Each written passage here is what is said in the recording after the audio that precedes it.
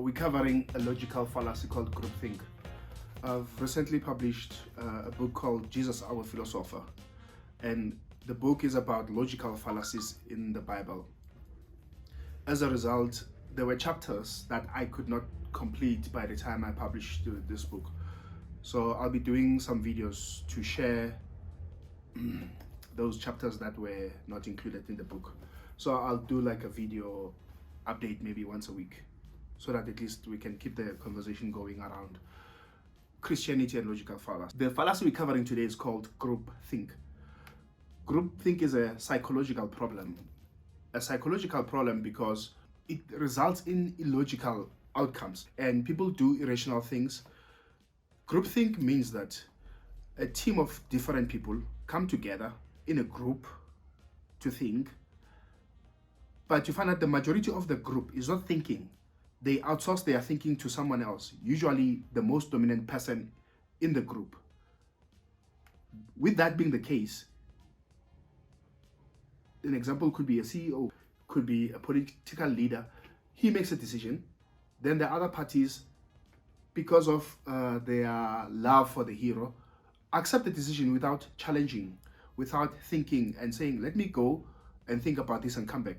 So groupthink undermines individualism. As people who are made in the likeness of God, we each have our own unique perspective and stuff. So when we make decisions, we need to bring every view to the room so that at least we can make better decisions. I remember one day I was driving down a certain park, so a trailer jackknifed the car and the car overturned. People immediately stopped to assist the driver and the occupants of the vehicle. So as the car flipped, it actually dug into the hole and the door was blocked by the soil. As they were trying to open the door to pull the driver out, they were battling. So as I stopped, because I was a few seconds away, as I stopped, already people were trying to move the car using their physical strength. And I also joined in to assist them. But then, feeling the weight of the car, I realized that we're not going to flip this car. It was a Toyota Camry. Then I just surveyed the car. And when I surveyed the car, I noticed that the diagonal door from the driver was free from any constraints. So I just opened the door, it was unlocked, and I just extended my arm to the driver, and within a minute, he was being pulled out. So that was a matter of life and death emergency. So thinking gets compromised. So I had the luxury of joining these guys late, and these guys were working very hard to lift the car. But that was not the solution. The solution existed somewhere else. I'm sure they were able to flip the car using maybe a tow truck or whatever. But at that time, for the safety of the driver, he had to be out of the car in case there's a combustion and an explosion or whatever.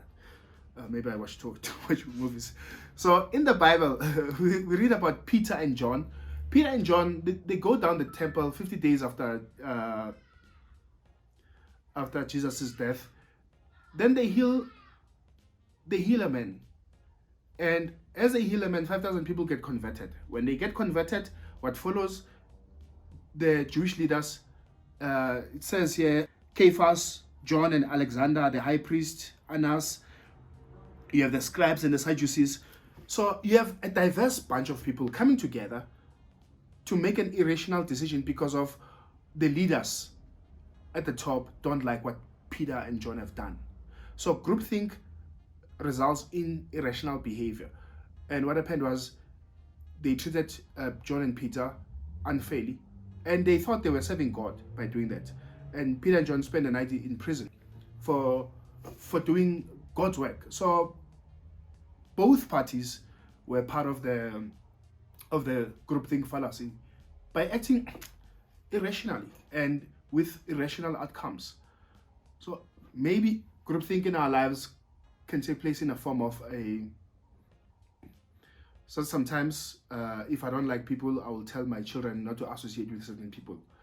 And if they obey, therefore that they become part of the groupthink fallacy. They're acting in a fallacious manner, logically fallacious. Or it could be a friend of mine who may not like certain friends and would encourage me not to be friends with those people. That is also an invitation to participate in a groupthink fallacy. So when you make decisions in companies, you make a decision that's gonna either build the company or break down the company. And we all need to take a step back and look and saying, are we thinking creatively or are we thinking as a group? And if we're thinking as a group, then we're no longer individuals, then we become part of a groupthink problem that may result in undesirable results, and we can hurt ourselves and others in the process. Yeah, so I highly encourage you to get a copy of the book, and I'll be sharing this video on my social media platforms. Feel free to participate and talk about your experience around groupthink and what this conversation means to you. Thank you for watching.